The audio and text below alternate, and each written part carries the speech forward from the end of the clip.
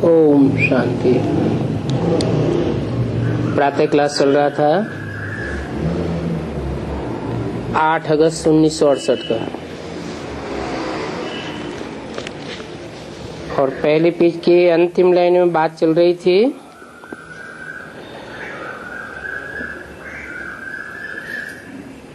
कि अभी देखो थोड़े समय में कितना एरोप्लेन आदि काम निकले हैं, नए नए साइंस के काम हैं। चंद्रमा आदि में प्लाट आदि देखने भी नहीं जावेंगे, ऐसा भी हो जाएगा, सब भूल जावेंगे। ये साइंस का अति घमंड है। कितना पंप एंड शो कर रहे हैं। 8/8/68 की मुरली का दूसरा पेज। ज्ञान में तो कितनी साइलेंस है। इसको कहा जाता है ईश्वरीय जात। साइंस में तो हंगामा ही हंगामा है। वो साइंस वाले तो शांति को जैसे जानते ही नहीं हैं। तुम समझाते भी हो कि विश्व में शांति तो सिर्फ शांति धाम में ही थी और फिर नई दुनिया में थी।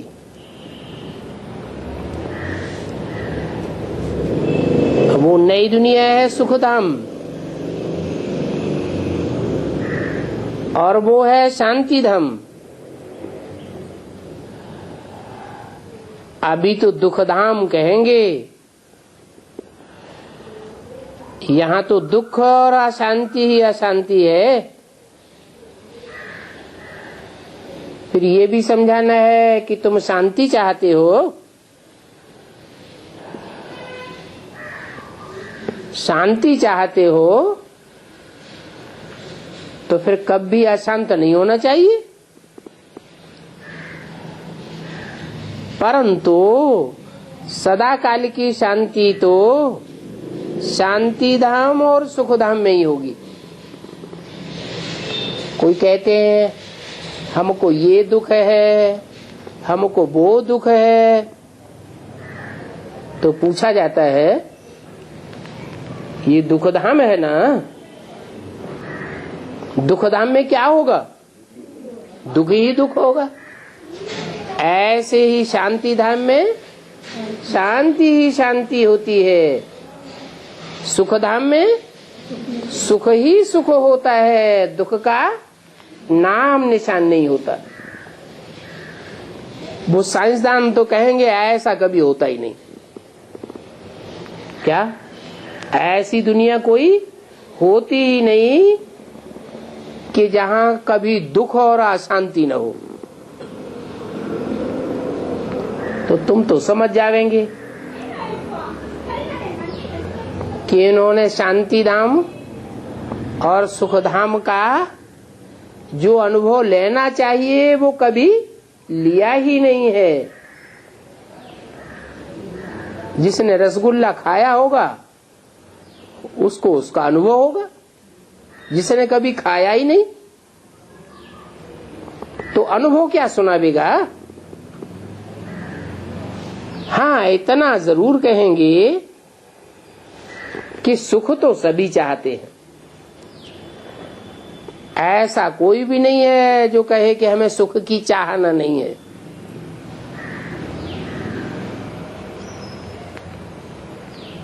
सुख तो स्वर्ग में ही होता है। सदा काल का सुख स्वर्ग में कहेंगे। भारतवासी भी स्वर्ग वैकुंठ को याद करते हैं। क्रिश्चियंस भी पैराडाइज को याद करते हैं। मुसलमान भी जन्नत को याद करते हैं। याद करते हैं तो जरूर भोगा तो है,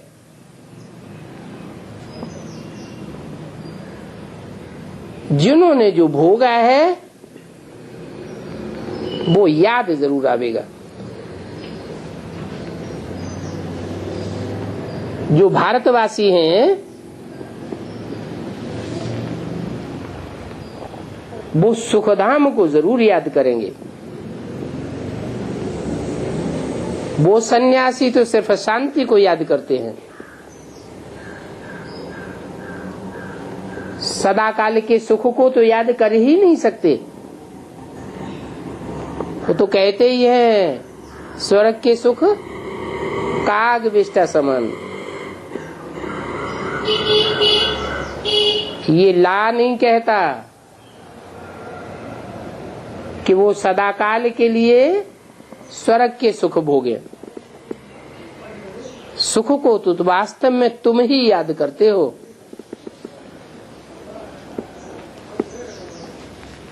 तुम किससे कहा? ब्रह्मा की तन से बोली हुई मुरली है। सन 68 के अगस्त की बोली हुई वाणी है। उस समय तुम किससे कहा? तुम सुख को ही याद करते हो। तुमको सुखधाम याद आता है। कौन सा सुखधाम? जो बाप ने स्थापन किया था। इनको याद नहीं आता है? किनको? जो बाप ने सुखधाम स्थापन किया इस दुनिया में, वो इन ब्रह्मा को याद नहीं आता है?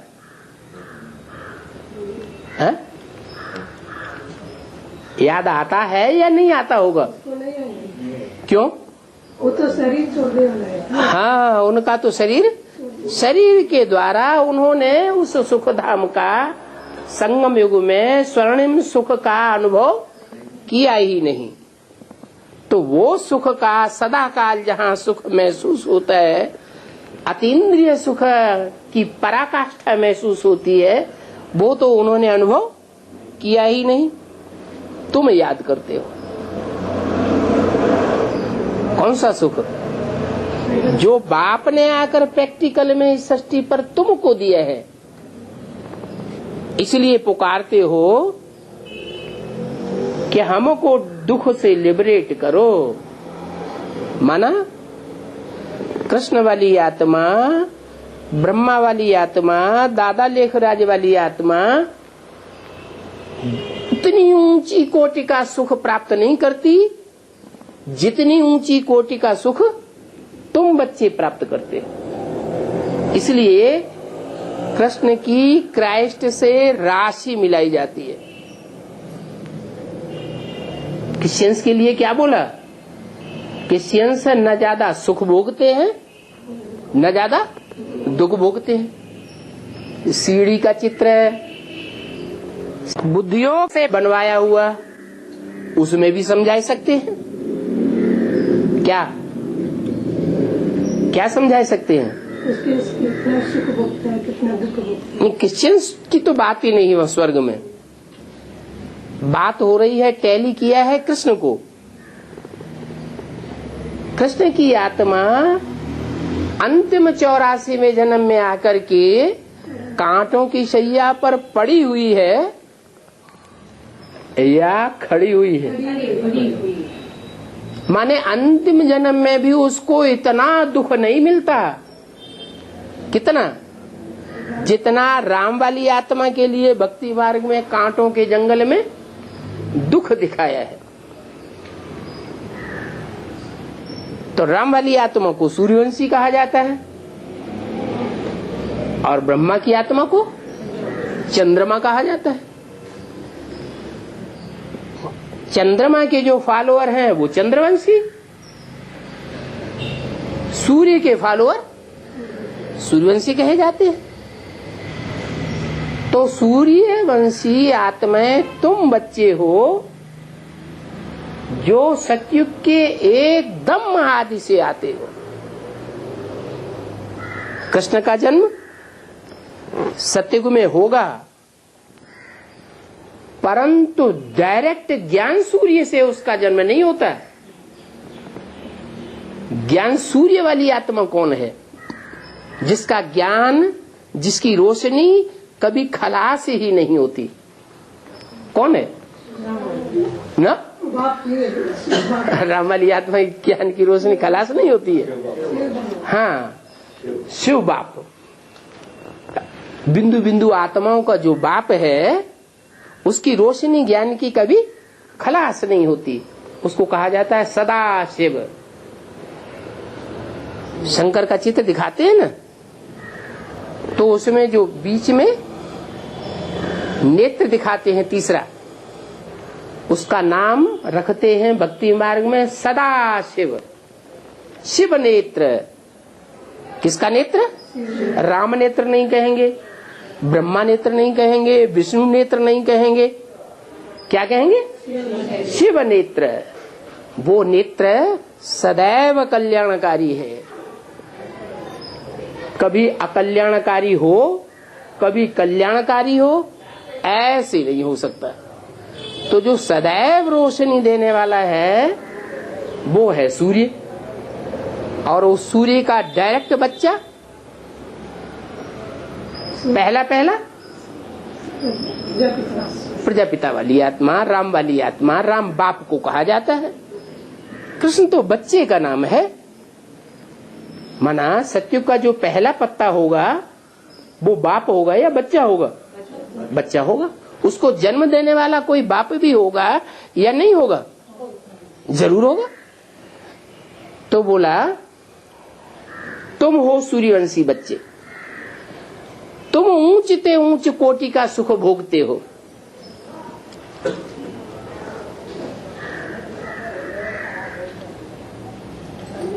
पुकारते हो कि हमको दुख से लिबरेट करो, तो जरूर दुख भी तुम सबसे जास्ती भोगते हो अंतिम जन्म में, और सुख भी तुम सबसे जास्ती भोगते हो। कृष्ण वाली आत्मा और कृष्ण के जो फॉलोअर्स हैं वो न ज्यादा दुख भोगते हैं न ज्यादा सुख भोगते हैं। तो तुम आत्मा असल में शांति धाम की रहने वाली हो। है ये क्या बात हुई? असल में और नकल में क्या? असल शांति धाम किसे कहेंगे? हाँ, माउंट आबू में जो शांति धाम सृष्टि के अंतिम क्षणों में, अंतिम दिनों में स्थापन होगा, जहां जो भी आत्माएं होंगी वो सब बीज रूप निसंकल्पी स्टेज में होंगी। एक भी आत्मा ऐसी नहीं होगी जो देहभान में स्थिर होने वाली हो, और शरीर भी होंगे उनके। तो ऐसे असल शांति धाम में तुम अनुभव करने वाले हो। इनकी आत्मा, किनकी आत्मा? ब्रह्मा की आत्मा ऐसे असल शांति धाम का अनुभव माउंट आबू में तो रहेगी, रहती है, परंतु ऐसे असल शांति धाम का अनुभव नहीं करती।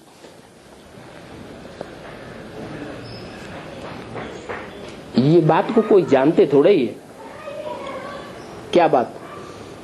ब्रह्मा कि ज्ञान चंद्रमा ब्रह्मा और उसको फॉलो करने वाली आत्माएं वो शरीर के साथ माउंट आबू में रह करके सदा काल की शांति का निसंकल्पी स्टेज का अनुभव नहीं करती।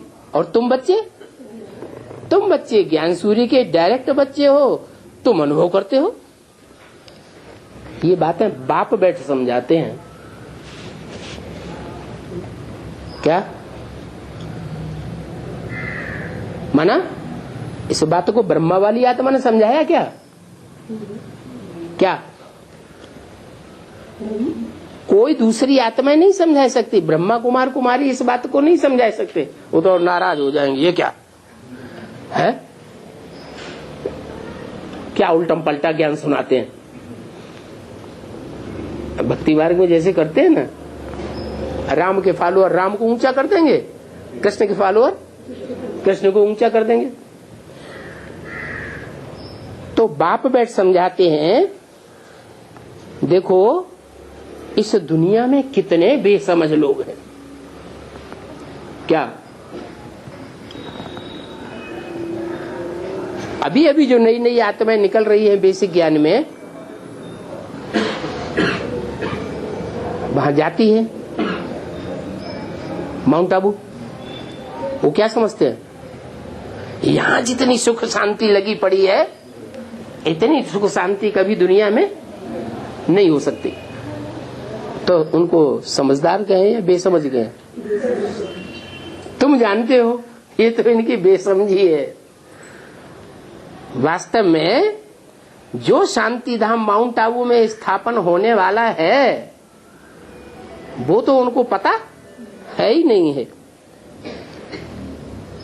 पहले तुम भी बेसमझ थे क्या?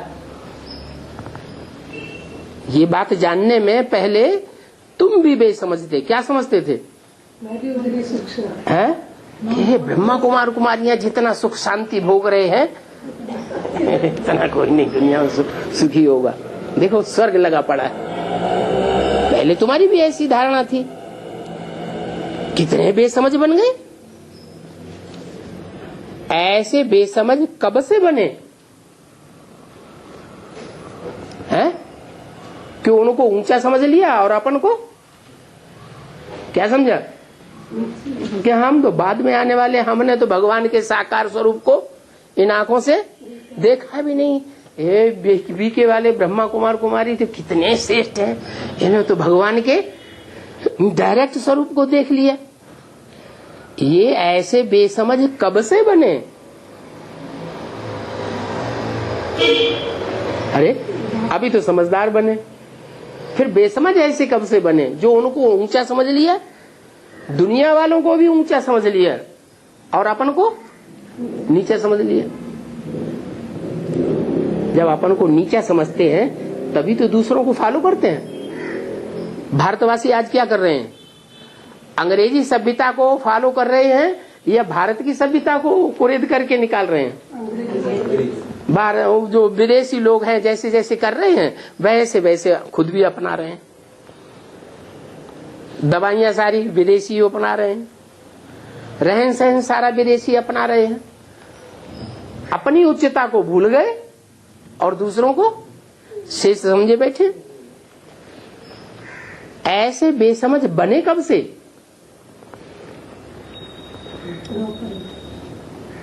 सोलह कला से 14 कला बने, 14 कला से 12 कला बने,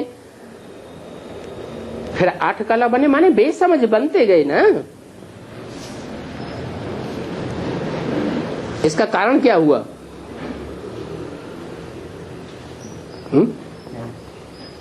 कोई कारण तो हुआ होगा। कलाएं क्यों नीचे गिरती गईं? नहीं, हाँ, सुख भोगने से आत्मा की शक्ति क्षीण होती है।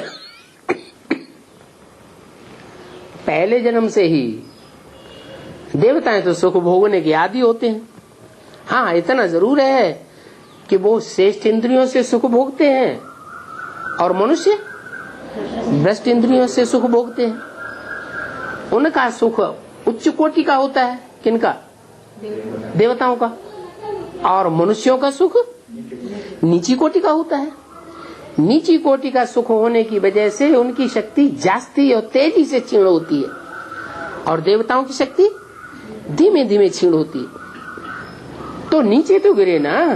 तो नीचे गिरने का मूल कारण क्या हुआ?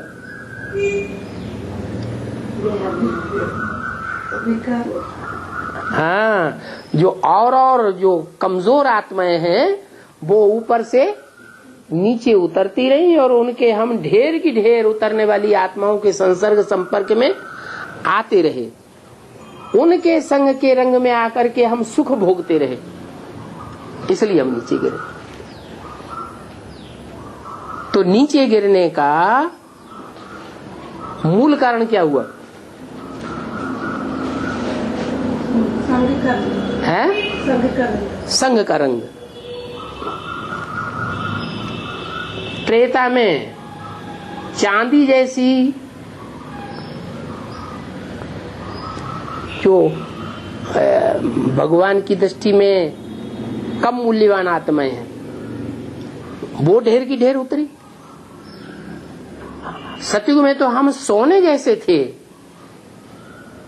हमारी आत्मा की कॉस्ट भगवान की दृष्टि में बहुत ऊंची थी, क्योंकि भगवान तो आकर के त्रेता स्थापन करता है? क्या स्थापन करता है? सत्तर युग स्थापन करता है।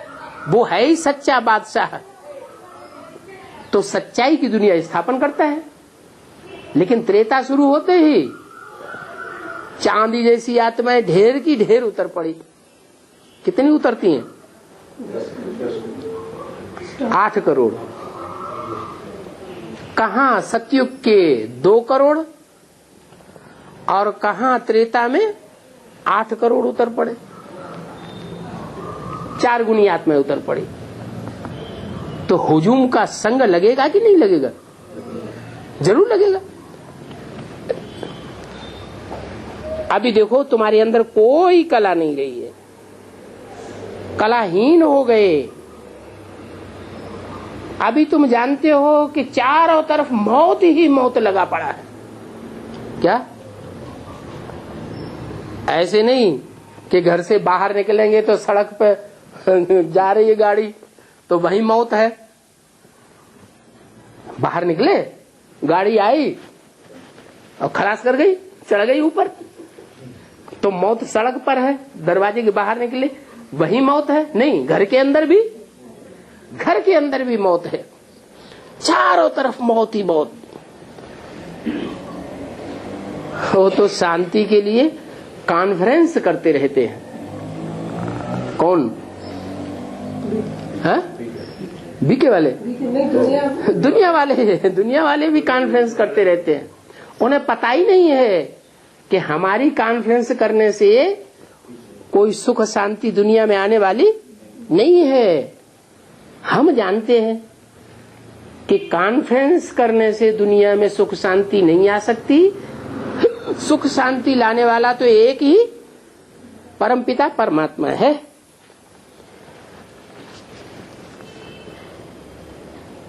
कॉन्फ्रेंस करते हैं। इस दुनिया में स्त्रियों को दुख क्यों है? स्त्रियां इतनी दुखी क्यों हैं? अरे दुख तो सारी दुनिया में है, चाहे स्त्री हो और चाहे पुरुष हो, वृद्ध हो, बालक हो, सारे ही दुखी हैं। अथाह दुखी दुख है, क्योंकि सब तमो प्रधान है। इस दुनिया में कोई ऐसी आत्माएं हैं जो सतो प्रधान हो, सुखदायी हो? सब तमो प्रधान है। अभी विश्व में शांति कैसे हो सकती है? माना बाबा कहना क्या चाहते हैं? विश्व में शांति करने वाले कॉन्फ्रेंस करते हैं कि दुनिया में शांति हो, तो वो क्या गलती कर रहे हैं?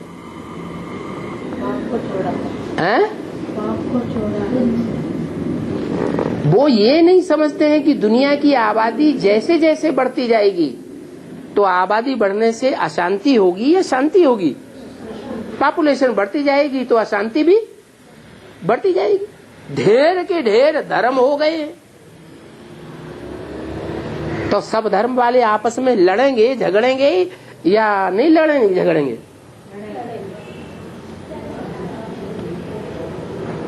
एक धारणा तो है नहीं। सारे विश्व में शांति तो अभी हो ही नहीं सकती, नहीं हो सकती। तो बाबा क्या कहना चाहते हैं कि सब धर्म पहले खलास हो? क्या? जैसे गीता में लिखा है, क्या लिखा है? मैं सब अधर्मों का खलासा कर देता हूं। जो असत धर्म है उनको खलास करता हूं और सद्धर्म की स्थापना करता हूं। सत्य एक धर्म होगा या सत्य अनेक होंगे? सच्चा एक होगा या सच्चे अनेक होंगे? सच्चा तो एक ही होगा। उसको कहा जाता है गॉड इज ट्रुथ। एक भगवान ही सच्चा है, बाकी सब दुनिया में सब झूठ हो जाते हैं। तो दुनिया तो सुख को जानती ही नहीं। तुम बच्चियां बैठ समझावेंगी कि इस दुनिया में अनेक प्रकार के दुख हैं। क्यों? क्योंकि अनेक प्रकार की धर्मों की धारणाएं हैं, तो अनेक प्रकार के दुख हैं। कितनी अशांति है। जहां से हम आत्माएं आए हैं वो वास्तव में शांति धाम है। सो किसी को पता ही नहीं है कि हम आत्माएं इस दुनिया में कहां से आए हैं।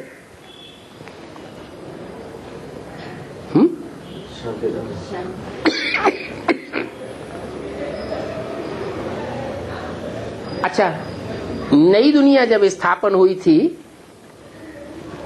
एकदम नई दुनिया की शुरुआत में, आदि में, तो शांति धाम की स्थापना के साथ साथ सुख धाम भी स्थापन हुआ था या नहीं? दोनों धाम थे ना। शांति धाम भी था और सुख धाम भी था। दोनों के गेट साथ साथ खुलते हैं। तो सुखधाम जो था वहां आत्माएं कहां से आई होंगी?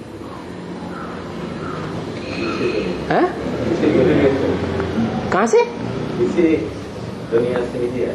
दुख की दुनिया से आई। शांति धाम से इधर बर्फ में दबा है ना, वो लोग आए।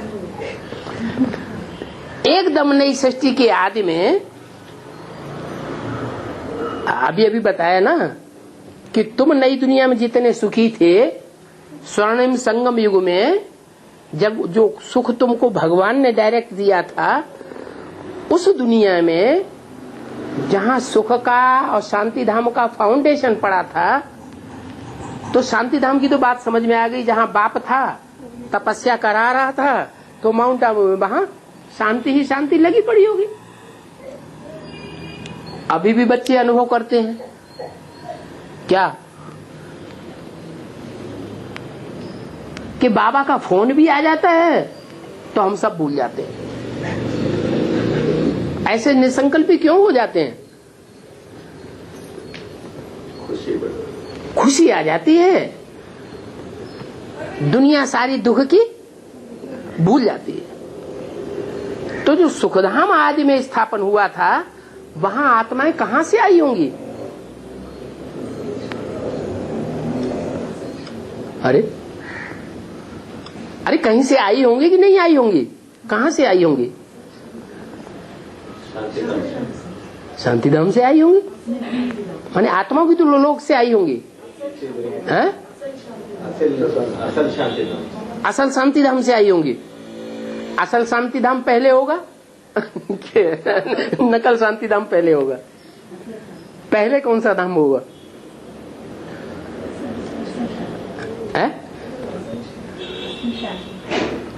असल का मतलब बाबा का है कि शरीर के साथ शांति अनुभव हो, वो धाम। तो असल शांति धाम कौन सा हुआ?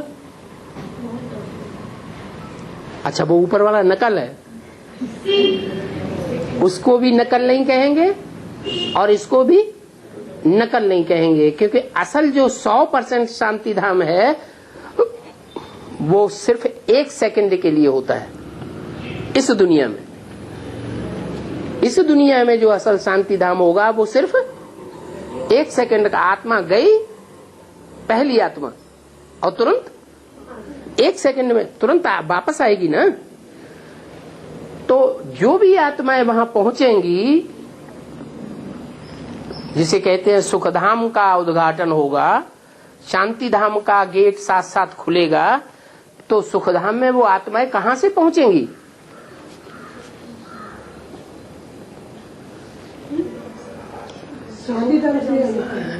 सारी आत्माएं शरीर छोड़ करके पहुंचेंगी या शरीर पहुंचेंगी? शरीर के साथ पहुंचेंगी। शरीर के साथ ही पहुंचेंगी सुखधाम में, और शरीर के साथ ही पहुंचेंगी शांति धाम में। कौन से शांति धाम में?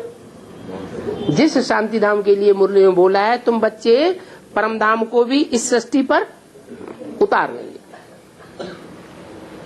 तो पहले पहले कौन सा किस स्थान से आत्माएं आएंगी सुखधाम में?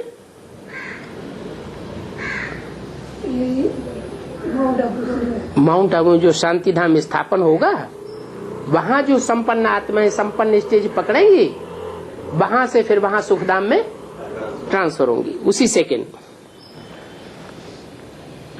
तो जहां से हम आत्माएं आए हैं वो है शांति धाम असल। और जहां यह आदि सनातन देवी देवता धर्म था, ये देवताएं राज्य करते थे, वो था 100% सुखधाम। यह देवताएं जहां राज्य करते थे, किसकी तरफ इशारा किया? लक्ष्मी नारायण की तरफ। कौन से लक्ष्मी नारायण की तरफ? संग में कोई लक्ष्मी नारायण जिनको चित्र में रोशनी ही रोशनी के अंदर दिखाया गया है। क्या उनकी दुनिया कैसी दिखाई गई है? ज्ञान की रोशनी की दुनिया में रहते हैं। भक्ति मार्ग में भी कहते हैं, क्या उनका नाम क्या दिया है भक्ति मार्ग में? भक्ति मार्ग में जो नर से नारायण बनते हैं उनका नाम दिया है नारायण। आयन माने घर। हाँ, ज्ञान ही उनका घर है। उनका घर कोई दुनिया की अज्ञानी बातें उनकी बुद्धि में नहीं घूमती है। उनकी बुद्धि में सिर्फ क्या घूमता है? ज्ञान की रोशनी की बातें ही घूमती है, वो ही उनका घर है। उसे कहेंगे आदि सनातन देवता धर्म। हिंदू धर्म नहीं कहेंगे। क्या ये हिंदू नाम क्यों पड़ गया? वो समझते हैं हिंग माने हिंसा, दू माने दूर करने वाले। वो समझते हैं कि जो हिंसा को दूर करने वाले हैं वो हिंदू है।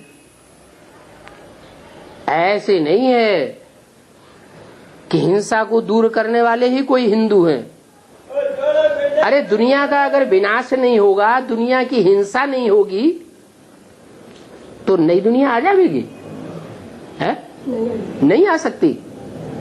जो अधूरे हैं, पूरी आत्मा नहीं बनते हैं, देहभान रह जाता है,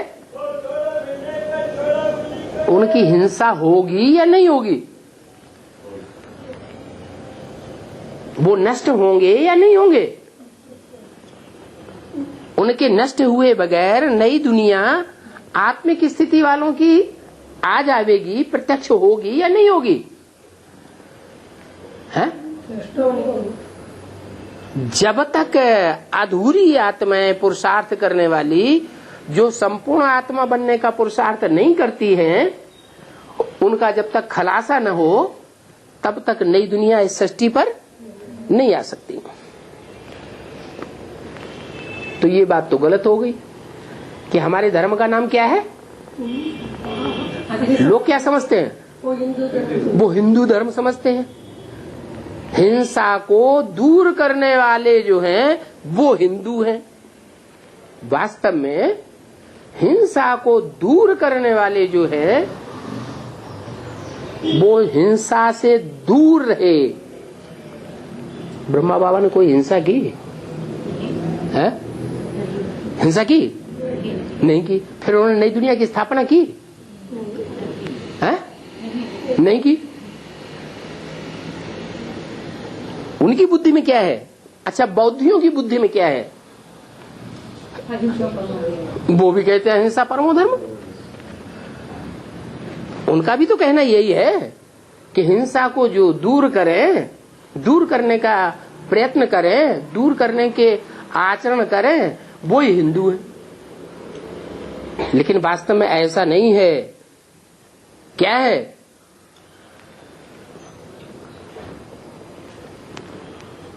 राजा का धर्म क्या है? जो हिंसा करने वाले हैं उनको नष्ट करना चाहिए या उनका परिवर्धन करना चाहिए? नष्ट करना चाहिए। ये तो बौद्धियों ने सिखाया है कि मुसलमानों ने आक्रमण किया, बीवी बाल बच्चे बहन और बेटी को उठा के ले गए, अहिंसा परमो धर्म। ये कोई अहिंसा परमो धर्म नहीं है। अहिंसा, जो हिंसा नहीं करनी है, किसकी नहीं करनी है? अच्छे की या बुरे की? है? जो 100% अच्छे हैं उनकी हिंसा नहीं करनी है।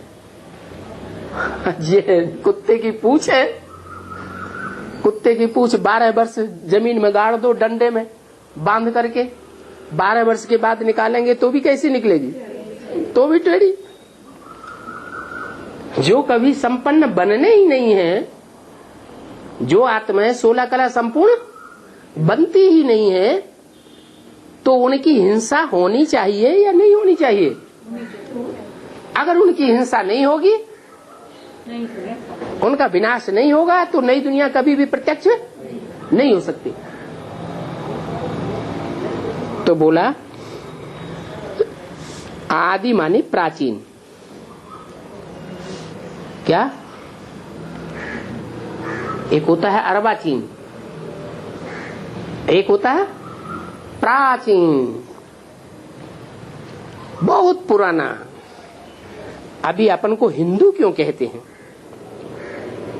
है? इंडिया में रहते हैं इसलिए अपन को हिंदू क्यों कहते हैं? हिंसाम धूयते, हिंसा को दूर करने वाले हैं। क्यों कहते हैं? हिंसा को दूर किया, हिंसा को दूर कर सकेंगे? अगर देखा जाए तो इस्लामियों ने भी हिंसा की,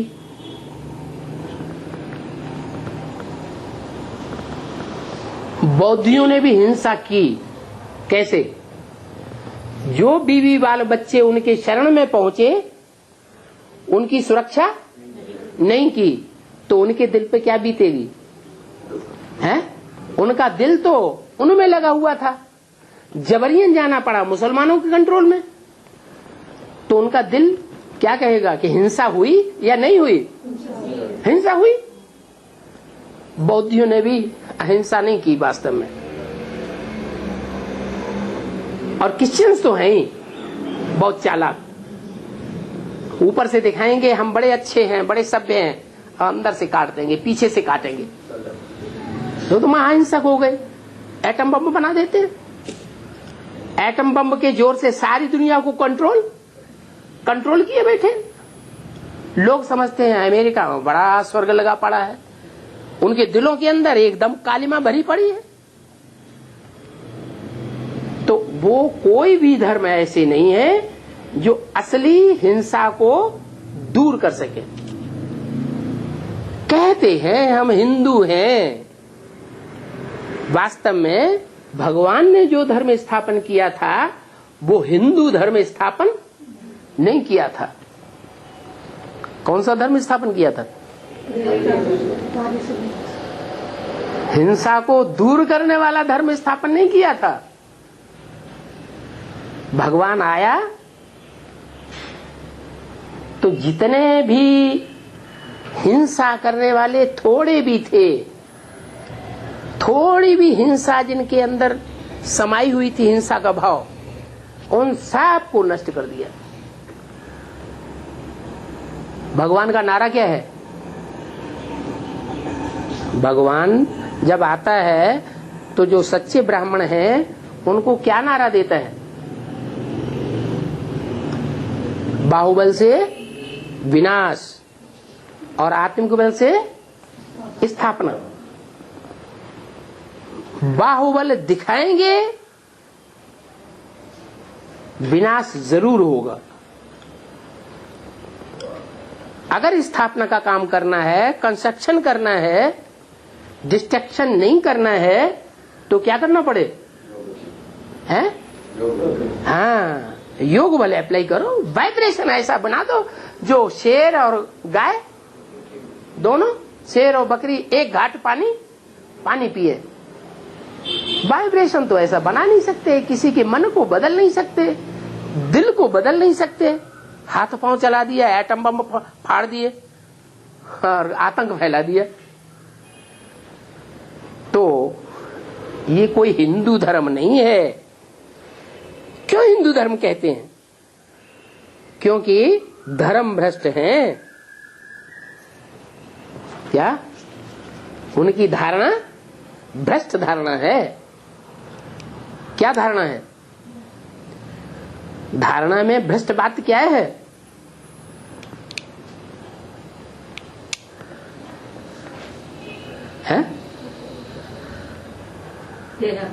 नहीं, किसी के दिल के अंदर ये बात बैठी हुई नहीं है कि दिल को जीतना वो ही वास्तव में अहिंसा है। क्या? किसी के दिल को जीत लिया वो सच्ची अहिंसा है। दिल को जीत नहीं पाया, ऊपर से कंट्रोल कर रहे हैं सारा, तो वो तो जोर जबरदस्ती हो गई।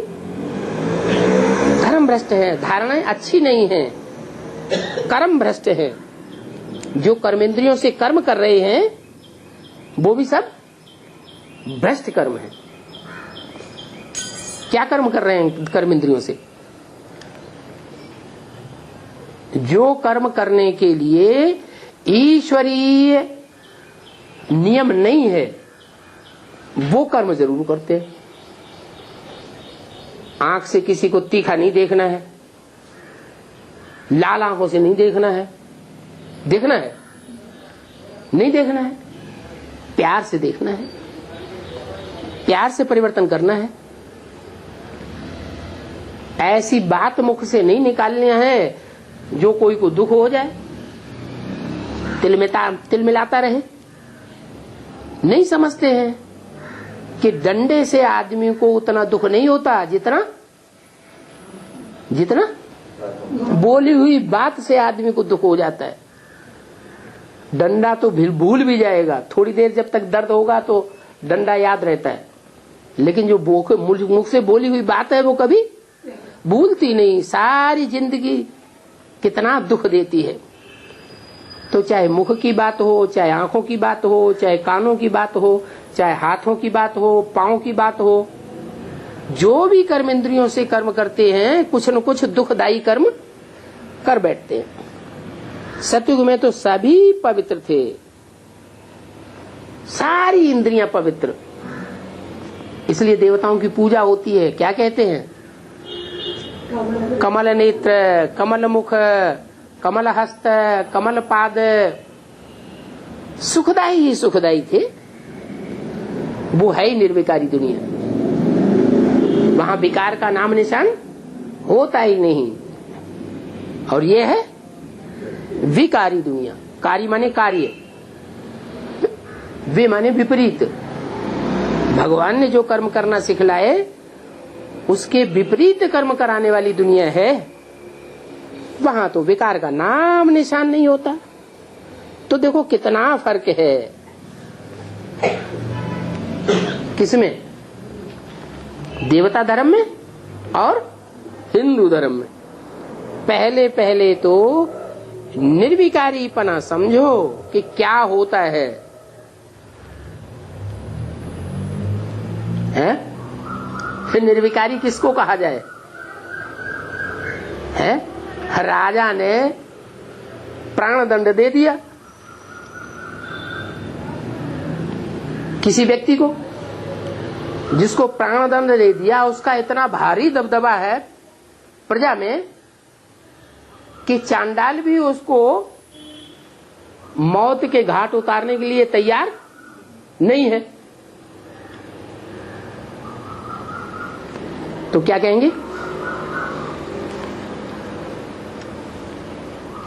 राजा अच्छा काम कर रहा है, बुरा काम कर रहा है? बुरा काम कर रहा है, हैं? राजा ने फैसला दिया है इसको फांसी की सजा दी जाए, किसी जन को किसी को भी इंटरेस्ट नहीं हो तो कहीं जने का वो कुछ गलत काम करेंगे तो दिन का है ना।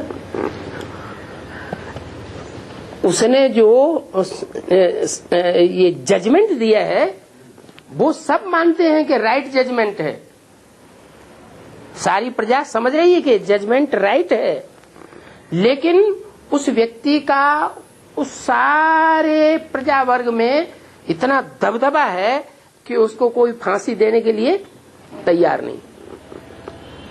डरते हैं कि अगर हमने इसको फांसी दे तो इसके परिवार वाले हमारी सत्यानाशी कर देंगे। तो क्या कहें, प्रजा वर्ग वाले जो हैं उनको कहें या राजा को कहें, कौन हिंसक है कौन अहिंसक है? प्रजा वाले हैं? प्रजा वर्ग वाले हिंसक हैं। वो दंड नहीं देना चाहते प्रजा वर्ग वाले, और राजा दंड देना चाहता है। दंड उसने सुना दिया, अब उन्होंने तो नहीं दिया दंड और वो दंडहीन ही रह गया। और राजा भी अगर दंड न दे, चांडाल का कर्म करने के लिए तैयार न हो, तो राजा को भी हिंसक कहेंगे अहिंसक कहेंगे? हैं? क्या कहेंगे? वो भी हिंसक हुआ। क्यों? कि मुख से तो बोला, वाचा में तो आया सच्चाई, लेकिन कर्मणा में सच्चाई नहीं आई। कहता कुछ और है और करता कुछ और है। तो असली जो है हिंसक कौन है अहिंसक कौन है ये दुनिया नहीं जानती है। तो पहले पहले तो निर्विकारीपना क्या होता है इस बात को समझो। निर्विकारी कौन है और विकारी कौन है, हिंसक कौन है और अहिंसक कौन है, इस बात की गहराई को समझो। अभी आत्मा पवित्र है, आत्मा में, हाँ अभी आत्मा अपवित्र है। आत्मा में खाद पड़ी है तो जेवर भी ऐसा बना है। आत्मा में खाद पड़ी है चांदी की, तांबे की, लोहे की, तो शरीर भी ऐसा है। ऐसा शरीर मिला है हमको जो सुख नहीं भोग सकता। इंद्रियां शिथिल हैं। देवताओं के शरीर कितने स्वस्थ थे, इंद्रियां कितनी मजबूत थी, उनकी बात छोड़ दो। आज से 400-500 साल पहले महाराणा प्रताप की तलवार वो म्यूजियम में रखे हुए कोई उठा भी नहीं पाते हैं। तो उनकी इंद्रियों 400-500 साल पहले इतनी इंद्रियां पावरफुल थी, और अब इंद्रियां उसके मुकाबले कितनी कमजोर हो गई। तो इंद्रियों में शक्ति होगी तो सुख भोगेंगे, इंद्रियों में शक्ति ही नहीं है तो सुख भोग सकेंगे नहीं। आत्मा में खाद पड़ी हुई है तो शरीर भी कैसा है, कमजोर मिला हुआ है, बीमार धीमार है। आत्मा पवित्र होती है तो जेवर भी पवित्र होता है। तो कॉन्फ्रेंस करने से कुछ नहीं होगा। कॉन्फ्रेंस करने से शांति की और सुख की दुनिया नहीं बन जाएगी। कैसे बनेगी? हैं? आत्मा को पवित्र बनाना पड़े, आत्मा को पावरफुल बनाना पड़े। और आत्मा मन बुद्धि को कहा जाता है। मन बुद्धि पावरफुल तभी बनेगी जबकि मन को एकाग्र करना सीखा जाए।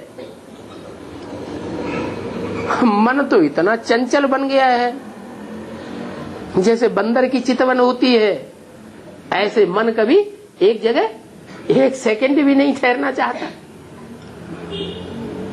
तो जो असली प्रैक्टिस है वो तो दुनिया में किसी को पता ही नहीं है। कितनी बड़ी बड़ी कॉन्फ्रेंसेस करते रहते हैं शांति की स्थापना के लिए, सुख की स्थापना के लिए, सुख की दुनिया बनाने के लिए।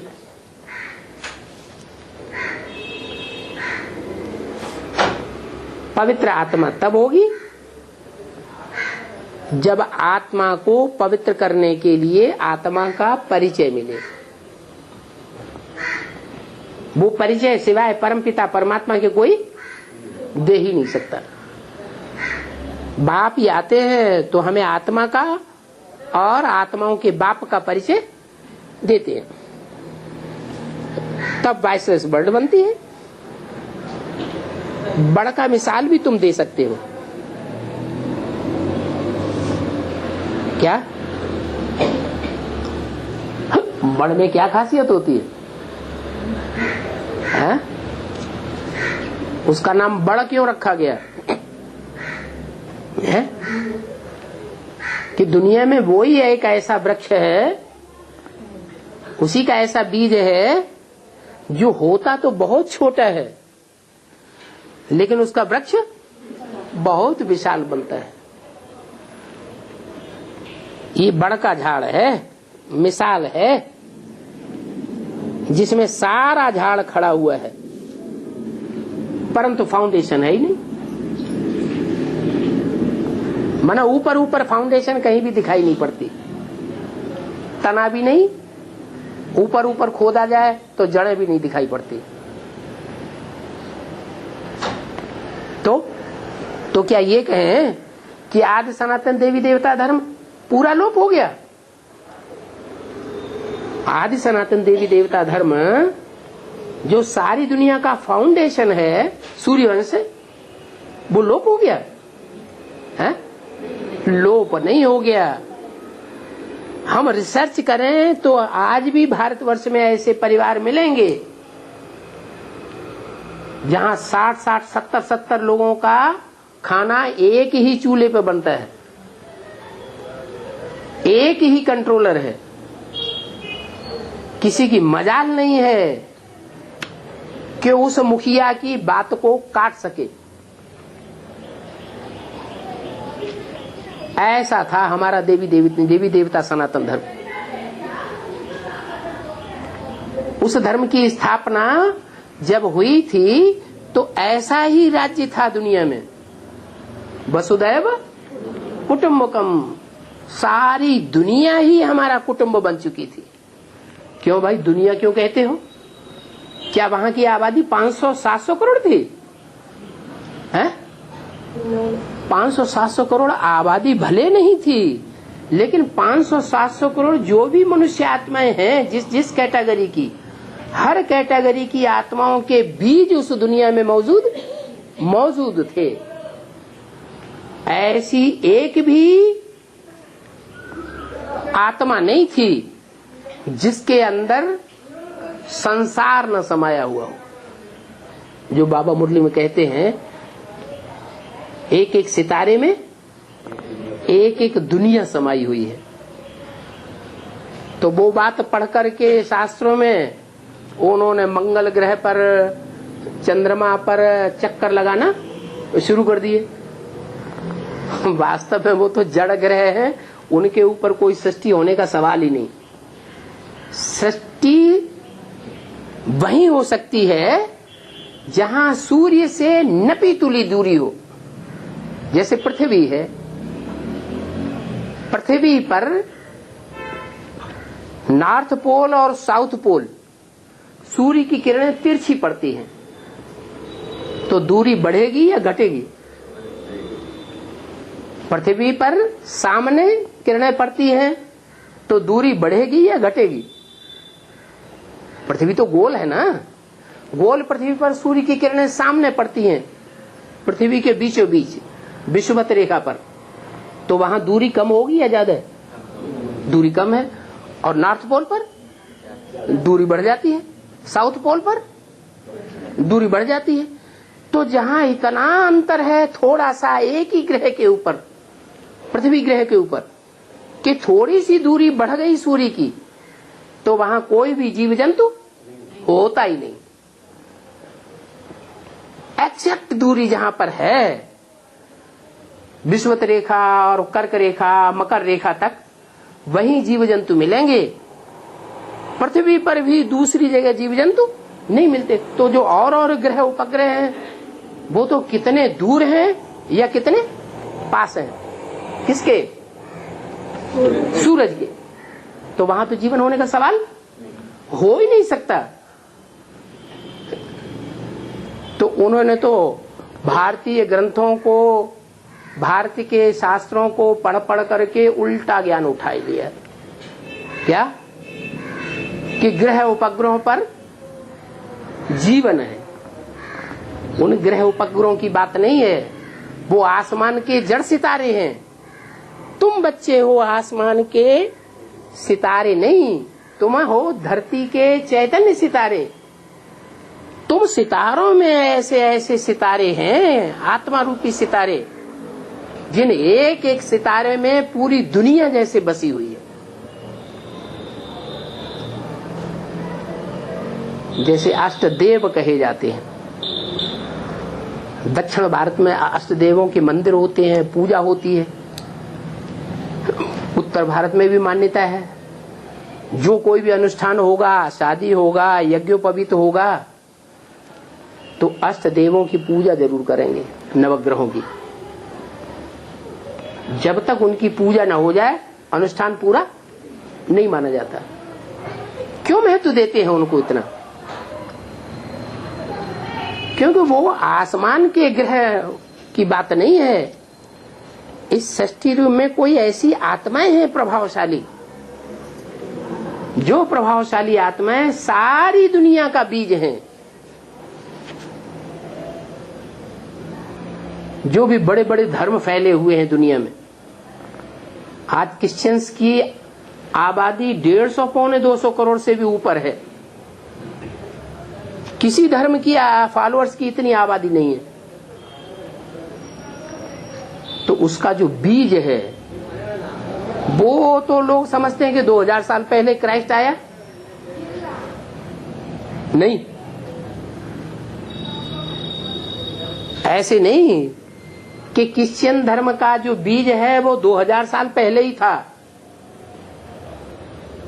नहीं, वो जो क्राइस्ट आता है वो तो किसी में प्रवेश करता है। जिस इसमें पहले वो एक सामान्य व्यक्ति था, जब ऊपर से सोल प्रवेश करती है तो नजारा दिखाती है नई आत्मा। तो जो पहले से व्यक्ति था वो सतयुग त्रेता की सृष्टि में रामकृष्ण की दुनिया में सुख भोगने वाला देवता है, लेकिन संपूर्ण देवता नहीं है, अधूरा देवता है। उसका भी कोई बीज है जो सतयुग के आदि से ही सृष्टि पर मौजूद था। वो सृष्टि के आदि वाली आत्मा जो बीज रूप आत्मा है, अपने को बीज रूप निराकारी स्टेज में स्थिर कर लेती है। आत्म की स्थिति में जितना देर चाहे उतनी देर तक स्थिर रह सकती है। निसंकल्पी स्टेज, कोई भी संकल्प नहीं आने देगी। ऐसी पावरफुल बीज रूप आत्मा वो क्रिश्चियन धर्म का बीज हुई। ऐसे ही और धर्मों के बीज हैं, इतने पावरफुल हैं कि उन बीजों में, उन आत्माओं में, एक एक आत्मा में सारी दुनिया जैसे कि समाई हुई है। कहेंगे कि वो आत्मा 150 पौने 200 करोड़ जो भी क्रिश्चियंस हैं उनका बीज है। तो वो सितारे तुम बच्चे हो क्या? वो क्रिश्चियंस नहीं है जो क्राइस्ट के बाद गाए हुए हैं, लेकिन तुम तो उनके भी पूर्वज हो। तो बताया। तो देखो, बड़का झाड़ इस सृष्टि से दिया जाता है। बड़का झाड़ कितना बड़ा फैल जाता है, बीज कितना छोटा सा होता है। और इतना फैला हुआ झाड़, उसमें कोई कहे कि जो मूल फाउंडेशन है, मूल जड़ है, वो कहाँ है, तो वो दिखाई नहीं देती। और शाखाएं सारी फैली हुई हैं, वो देखने में आ रही। तो क्रिश्चियंस के फॉलोअर्स और क्राइस्ट तो इस दुनिया में उनकी हिस्ट्री मिल रही है, देखने में आ रहे हैं।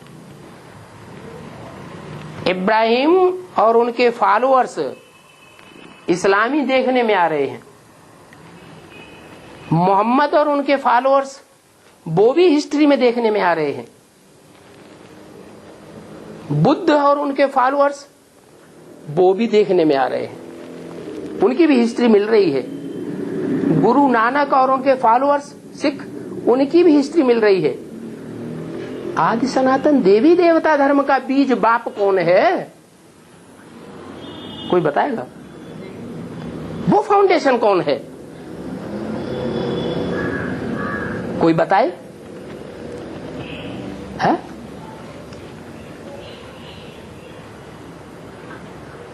वो ज्ञान चंद्रमा ब्रह्मा जिसको कृष्ण की आत्मा कहा जा रहा है, कहते हैं, उसको पता है? उनके फॉलोअर्स को पता है? नहीं। लेकिन तुम बच्चों को पता है क्या? क्या पता है ना? वो है कौन? सनत कुमार नाम तो वो शास्त्रों की बात हो गई, लेकिन वो सनत कुमार जिसके द्वारा सनातन धर्म स्थापन हुआ, जैसे कहते हैं क्राइस्ट, जिसके द्वारा क्रिश्चियन धर्म, जैसे कहते हैं बुद्ध, जिसके द्वारा बौद्ध धर्म, जैसे कहते हैं मोहम्मद, जिसके द्वारा मुस्लिम धर्म। धर्म पिता के नाम पर धर्म का नाम पड़ता है। तो ऐसे ही हमारे आदि सनातन देवी देवता धर्म का फाउंडर कौन है, उस शास्त्रों में तो लिखा है। सनत कुमार ब्रह्मा के 4 पुत्र हुए, उनमें सबसे ज्यादा पावरफुल थे सनत कुमार। लेकिन वो हैं कौन, कहाँ हैं? इस सृष्टि पर वो आत्मा होगी, वो आत्मा अजर अमर अविनाशी है या निस्नाबूद हो गई? वो है तो वो बात तुम बच्चे जानते हो, जानते भी हो और साबित भी कर सकते हो। और कोई नहीं जानते। न वो तथाकथित ब्रह्मा के बच्चे जो अपने को कहते हैं ब्राह्मण, क्या कहते हैं अपने को? ब्रह्मा कुमार कहते हैं ना। ब्रह्मा कुमार कहते तो हैं कि हम ब्राह्मण हैं, लेकिन जानते वो भी नहीं है। न कोई दुनिया का क्रिश्चियन जानता है, न कोई बौद्धी जानता है, न कोई मुस्लिम जानता है, न कोई सिख जानता है। और तुम जानते हो कि देवी देवता सनातन धर्म का फाउंडर कौन है। तो तुमने बुद्ध रूपी धरणी में खुदाई की है ना बुद्धि से, कि बिना खुदाई किए जानते हो? हैं? कुआं खोदा जाएगा गहरा, तो खोदने के बाद ही उसमें से पानी निकलेगा। खुदाई तो करनी पड़ेगी ना, रिसर्च तो करनी पड़ेगी ना। तुमने रिसर्च की है तो तुम जानते हो कि वो जो बड़ा वृक्ष है, यादगार खड़ा हुआ है कलकत्ते में, उसका फाउंडेशन नहीं है। ऊपर की आंखों से दृष्टि से देखेंगे तो फाउंडेशन दिखाई नहीं पड़ रहा है, लेकिन हमारी बुद्धि में तो आ गया क्या, कि जहां ज्यादा ज्ञान जल होगा गहराई में खोदने पर, वहां उसकी जड़ असली मिल जाएगी। तो यहां भी ये जो ज्ञान है, ये बुद्ध रूपी धरणी की खुदाई की जाती है, रिसर्च की जाती है ज्ञान की। तो जो भी रिसर्च करेगा, 7 दिन का कोर्स लेगा, उसकी बुद्धि में वो फाउंडेशन, वो तीसरे नेत्र से देखने में जरूर आ जाएगा। इंटरेस्टेड होगा तो, और जबरदस्ती गर्दन पकड़ के 7 दिन बैठा दिया जाए तो थोड़ी बुद्धि में बैठ जाएगा। तो बताया कि आदि सनातन देवी देवता धर्म का सारा झाड़ अभी दिखाई नहीं देता है। तुम बच्चों को तो नया फाउंडेशन दिखाई दे रहा है, जो नए झाड़ का फाउंडेशन पड़ रहा है, लेकिन दुनिया उसको नहीं जानती। ओम शांति। दुनिया में तो आकर के ऐसी पढ़ाइयां पढ़ाते हैं, नौकर बना देते हैं। क्या 40,000 रुपये ले लो, 50,000 ले लो, नौकर बन जाओ। राजा किसी ने बनाया है? किसी ने बनाया? लो झूठ बोल दिए। अभी बनता है भगवान ही आकर के राजाओं का राजा बनाता है। ये पढ़ाई और कोई नहीं पढ़ाता है।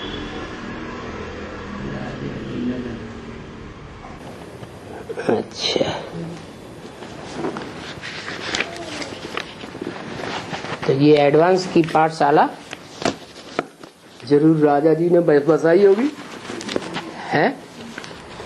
जैसे कहते हैं ना अहमदनगर, तो किसका बसाया हुआ वो? अहमद शाह अब्दाली कोई राजा हुआ? जैसे औरंगाबाद, तो किसका आबाद किया हुआ है? औरंगजेब ने आबाद किया होगा। तो ऐसे ही इसका नाम क्या हुआ? राजा जी नगर।